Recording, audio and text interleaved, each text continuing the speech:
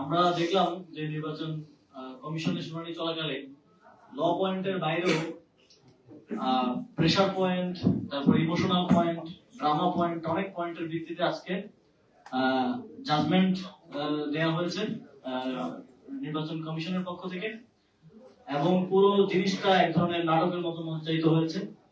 নির্বাচন কমিশনে যাওয়ার সময় আমরা দেখলাম যে নির্বাচন কমিশনের সামনে 2-3 হাজার ছাত্র দলের নেতা কর্মী এক ধরনের মব সৃষ্টি করে আজকের মতো গুরুত্বপূর্ণ দিনে, যেদিন একেবারে আপিল শুনানির শেষ দিন, ওনারা সাস্টের ইস্যু বলতেছে, কিন্তু সাস্টের ইস্যু তো আজকে শুরু হয় না, এটা চলতেছে অনেকদিন আগে থেকে, 2-3 সপ্তাহ ধরে চলতেছে। আজকের মতো গুরুত্বপূর্ণ দিন, আপিল শুনানির শেষ দিনে তারা ওইখানে এক ধরনের মব তৈরি করে রেখেছেন, বাইরে থেকে একটা এক্সটার্নাল প্রেসার তারা তৈরি করে রেখেছেন।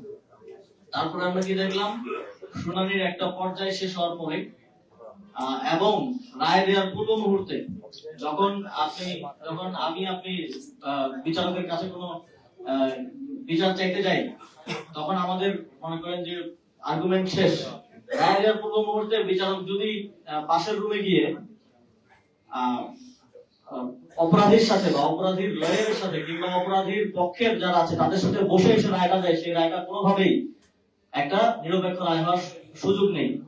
আমরা খুবই শঙ্কার সাথে দেখলাম এটা, সেখানে একদম চাক্ষুষ দেখলাম যে মিটিং এর মাঝখান থেকে শুনানি একটা পর্যায়ে শেষ হওয়ার পরে তারা বললেন যে তারা 15 মিনিট দিবেন, তারা ডিসকাশন করে এসে তারপরে রায়টা দিবেন।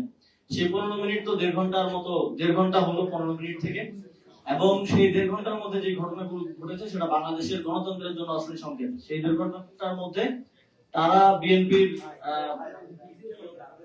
মহাসচিব মির্জা ফখরুল ইসলাম আলমগীর, তারপর বিএনপির নির্বাচন পরিচালনা কমিটির আহ্বায়ক নজরুল ইসলাম খান সহ 5 সদস্যের একটা প্রতিনিধি দলের সাথে বৈঠক করলেন। 1.5 ঘন্টা পরে তারা এসে রায় দিলেন, এবং সেখানে একজন একেবারেই পার্টি ছিলেন যে শুনানিতে বিএনপির প্রার্থীদের পক্ষ থেকে, জনাব রুহুল কুদ্দুস কাজল, তিনি সেখানে পার্টি ছিলেন, তিনি আর্গুমেন্ট করেছেন। এবং যখন সেই বৈঠক হলো ইসির সাথে বিএনপি, সেই বৈঠকেও তিনি গিয়ে বসলেন। সরাসরি পার্টির সাথে আপনি বসে বৈঠকের পরে এসে যখন রায় দিচ্ছেন, এই রায়টা আমরা সম্পূর্ণ রূপে মনে করি যে এক ধরনের ফেব্রিকেটেড শুনানির রায় দেওয়া হয়েছে, এবং একপাক্ষিক যে হয়েছে সেটার প্রতিফলন আমরা রায়ও দেখতে পেয়েছি। একেবারে রাইট সোয়াপ করার মতো অলমোস্ট প্রত্যেকটাকে দ্বৈত নাগরিক এবং ঋণ খেলাপিদেরকে সেখানে ছাড় দেওয়া হয়েছে এবং নির্বাচনে অংশগ্রহণ করার বৈধতা দেওয়া হয়েছে। আমরা মনে করি যে আজকে এবং গতকালকে এই পুরো প্রক্রিয়ার মধ্য দিয়ে নির্বাচন কমিশন একটি সুষ্ঠু নির্বাচন করার জন্য যে কনফিডেন্স রাজনৈতিক দল, দেশের জনগণ এবং সবার কাছে থাকার কথা ছিল বা অর্জন করার কথা ছিল, সেটা হারিয়েছে। এবং এর বাইরে আমরা আরো দেখেছি যে আমাদের প্রধান নির্বাচন কমিশনার, তিনি স্পষ্টভাবে একজন প্রার্থী যার বিরুদ্ধে আপিল শুনানি হচ্ছিল তার পক্ষে তিনি বলছেন যে তিনি তো বাধ্য হয়ে দেশের বাইরে ছিলেন, তিনি বিদেশি নাগরিকত্ব বাধ্য হয়ে নিয়েছেন। তা আমি পার্সোনালি জানি যে খুব ইমোশনাল একটা স্টেটমেন্ট উনি মেক করেছেন, যেটার বিষয়ে এখনো রায়টা আসে নাই। এটা শুধু এই একটা ইস্যুই আগামী আজকে রাত অথবা আগামীকালকে রায় আসার কথা, সেটা হচ্ছে কুমিল্লা 3 সংসদীয় আসনের বিষয়। কিন্তু রায় দেওয়ার আগেই তিনি ইমোশনালি বলে দিচ্ছেন যে আসলে ওই লোকটা আসলে ল পয়েন্টে না পেলেও বায়াসলি ইমোশনাল পয়েন্টে পাওয়ার যোগ্য। যদি এরকম ভাবে আমাদের নির্বাচনের কার্যক্রম সামনের দিকে যেতে থাকে, তাহলে আমরা শঙ্কা প্রকাশ করছি যে বাংলাদেশে একটা সুষ্ঠু নির্বাচন এই নির্বাচন কমিশন বাস্তবায়ন করতে পারবে না। এবং আজকের মতো একটা দিনে কোনোভাবেই যখন আমরা দেখি বাইরে মত সৃষ্টি করা হয়, ভিতরে রায়ের পূর্ব মুহূর্তে একটি নির্দিষ্ট দলের সাথে বৈঠক হয়, বৈঠকের পরে এসে রায় হয়, খুব স্পষ্ট ভাবে বোঝা যায় যে এটা একটা ফেব্রিকেটেড শুনানি আজকে হয়েছে। এবং এখানে অনেকগুলো বিতর্কিত প্রার্থীকে এবং সংবিধান লঙ্ঘন করে, আরপিও লঙ্ঘন করে এবং বাংলাদেশের প্রচলিত আরো কয়েকটি আইন লঙ্ঘন করে প্রার্থীদেরকে বৈধতা দেওয়া হয়েছে। আমরা যদি ঋণ খেলাপির বিষয়ে আসি, চট্টগ্রামের একজন বিএনপির প্রার্থী আসলাম চৌধুরী, তিনি 1700 কোটি টাকা ঋণ গ্রহীতা বিভিন্ন ব্যাংক থেকে বাংলাদেশের, এবং 1200 কোটি টাকা ঋণ খেলাপি। 1200 কোটি টাকা ঋণ খেলাপি একজন ব্যক্তি 5টা ব্যাংকে, 5টা ব্যাংকের, তাকে প্রথমে নির্বাচন কমিশন একজন নির্বাচন কমিশনার বললেন যে তাকে তো এটা দেওয়া উচিত না, এটা বাংলাদেশের মানুষ ভালোভাবে নিবে না, সবকিছু ওয়াজ লিডিং টুয়ার্ডস যে তার প্রার্থীতা অবৈধভাবে বাতিল হবে। হঠাৎ করে পাশে একটু কথা বলে তিনি বললেন যে এটা অ্যাকসেপ্টেড, হঠাৎ করে আউট অফ নোহোয়্যার এটা অ্যাকসেপ্টেড। এবং ওনারা যদিও বাংলাদেশের প্রচলিত ঋণ খেলাপি আইন অনুযায়ী গ্যারান্টার ইজ অলসো হচ্ছে ঋণ খেলাপি, কিন্তু ওনারা ইন্টারপ্রিটেশন করলেন যে গ্যারান্টার হিসেবে তাকে সেখানে দায় মুক্তি দেওয়া হলো। এবং আমরা দেখলাম যে ওনারা ওইখানে বসে আইনের ইন্টারপ্রিটেশন করছেন, ওনারা ওইখানে বসে সংবিধানের ইন্টারপ্রিটেশন করছেন, যেটার কোনোটার ইখতিয়ার ওনাদের নেই। এবং আমরা অবশ্যই এই বিষয়গুলোতে ভবিষ্যতে আমাদের আইনি লড়াই চালিয়ে যাব। এবং আমরা আজকে স্পষ্টভাবে বলছি যে নির্বাচন কমিশনের একটা সুষ্ঠু নির্বাচন, নিরপেক্ষ নির্বাচন আয়োজনের ক্ষেত্রে আমরা পার্টি হিসেবে জাতীয় নাগরিক পার্টি কোনো ধরনের কনফিডেন্স আজকের পরে আর পাচ্ছি না। এবং আমাদেরকে এই পরিস্থিতিতে এসে আমরা এই জাতীয় সংসদ নির্বাচনে অংশগ্রহণ করব কিনা এটাও পুনর্বিবেচনা করার সময় এসেছে বলে আমরা মনে করছি।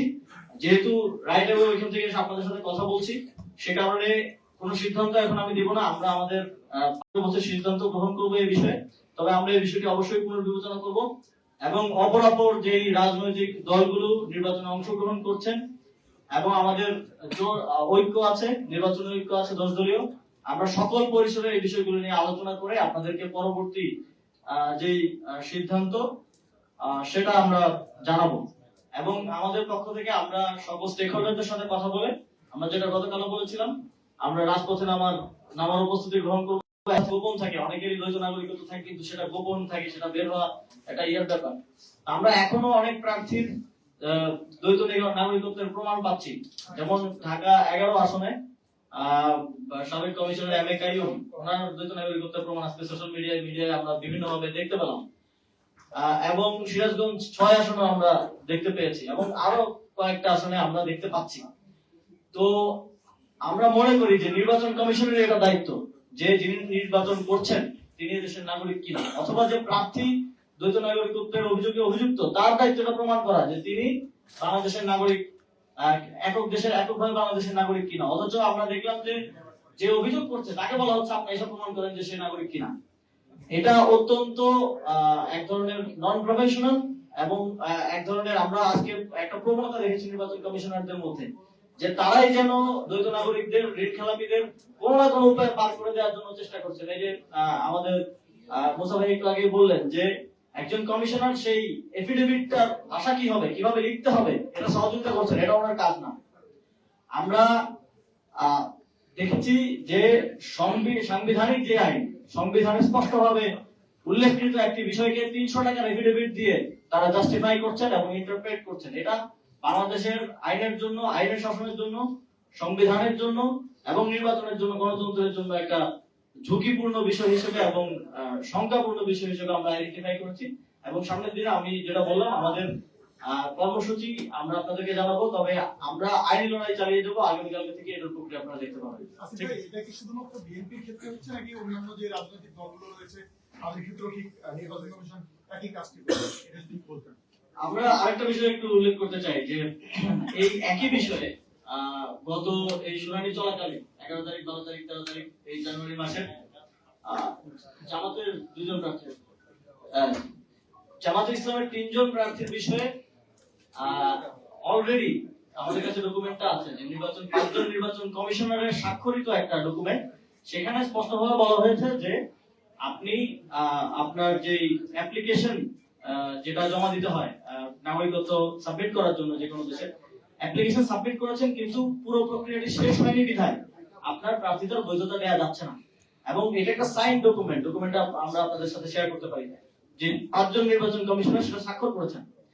এখন যখন দেখা গেল যে বিএনপির আরো 15-20 জনের মতো প্রার্থী এই একই নিয়মে যদি কন্টিনিউ করা হয় তাহলে ফেসে যাচ্ছে।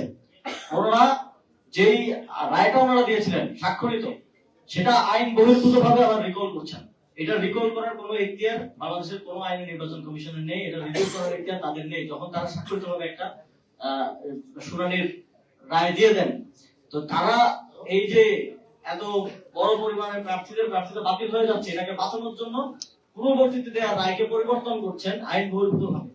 তো পুরো প্রক্রিয়াটাই প্রশ্নবিদ্ধ, পুরো প্রক্রিয়াটাই তাদের জন্য সেলফ কন্ট্রাডিক্টরি। আমি আপনাকে আজকে একটা কথা বললাম এবং সাইন ডকুমেন্ট, আমি আগামীকালকে বললাম যে না এটা না, আমি আরেকটা আবার নতুন করে এটা রিভিউ করছি। এটা কোনোভাবেই এটা কমন সেন্সেই এটা জাস্টিফাই হয় না এবং বাংলাদেশের আইন এটাকে কোনোভাবেই জাস্টিফাই করে না। সেই জায়গা থেকে আমরা মনে করি পুরোটা বিষয় পরিকল্পিত এবং আজকে আপনারা যে নাটকটা দেখেছেন যে বাইরে মিছিল, ভেতরে তারা বসে আছেন এবং একজন একই সাথে আর্গুমেন্ট করছেন, আবার সিসির সাথে বৈঠকে যাচ্ছেন, বৈঠকের পরে রায় আসছে।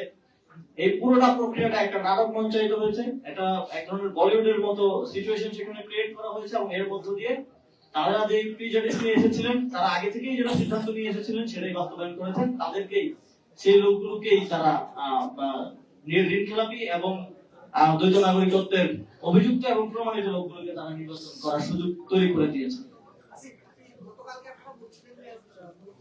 ভাই আমার আমার কানের সাথে চুলকাই দেয়, এখানে চুলকান, এখানে একটু ফোনটা ডাউন। আমরা এই পরিস্থিতিতে আমাদের উচ্চতর আমাদের যে রাজনৈতিক পরিষদ আছে সেখানে আমরা বলবো জরুরি ভিত্তিতে, এবং আমরা আগামীকালকে অন্তর্বর্তীকালীন সরকারের প্রধান মাননীয় প্রধান উপদেষ্টা ডক্টর মোহাম্মদ ইউনূসের সাথে দেখা করছি এবং আমরা যেটা বললাম যে আমাদের আরো অন্যান্য যারা স্টেক হোল্ডার আছেন, আমাদের জোট শরিকরা আছেন, আমাদের গণতান্ত্রিক আন্দোলনে আমাদের যারা সহযোগীরা ছিলেন, আমাদের যে জুলাই গণঅভ্যুত্থানের যে সহযোগী রাজনৈতিক সংগঠন যারা আছেন, আমরা সবার সাথে আলোচনার ভিত্তিতে আমাদের চূড়ান্ত সিদ্ধান্ত আপনাদেরকে জানাবো। তবে এই সংশয়টা আজকে আরো স্পষ্ট হয়েছে, আমরা অবশ্যই এই পরিস্থিতি যদি চলতে থাকে আমরা সকল স্টেক হোল্ডারদের সাথে কথা বলবো, অন্তর্বর্তীকালীন সরকার এবং নির্বাচন কমিশনের সাথে প্রয়োজন আমরা আবারও কথা বলবো। এই পরিস্থিতি যদি চলতে থাকে তাহলে অবশ্যই একটা সংখ্যা তৈরি হবে জাতীয় নাগরিক পার্টি এবং আরো স্টেক হোল্ডারদের এই নির্বাচনে আমরা অংশগ্রহণ করবো কিনা সেটা পুনর্বিবেচনার পরিস্থিতি আসতে পারে। তবে আমরা চাই নির্বাচন যথাসময়ে অনুষ্ঠিত হোক এবং আমরা যথাযথভাবে একটি সুষ্ঠু প্রক্রিয়ার মধ্য দিয়ে একটা নিরপেক্ষ নির্বাচনে অংশগ্রহণ করতে চাই এবং বাংলাদেশে যে বহুল প্রতীক্ষিত গণতান্ত্রিক উত্তরণ সেটা যেন সঠিকভাবে শেষ হয়, সেটাই আমাদের ফার্স্ট প্রায়োরিটি এবং সেটা আদায়ই আমাদের মূল উদ্দেশ্য। ধন্যবাদ। Thank you. ধন্যবাদ।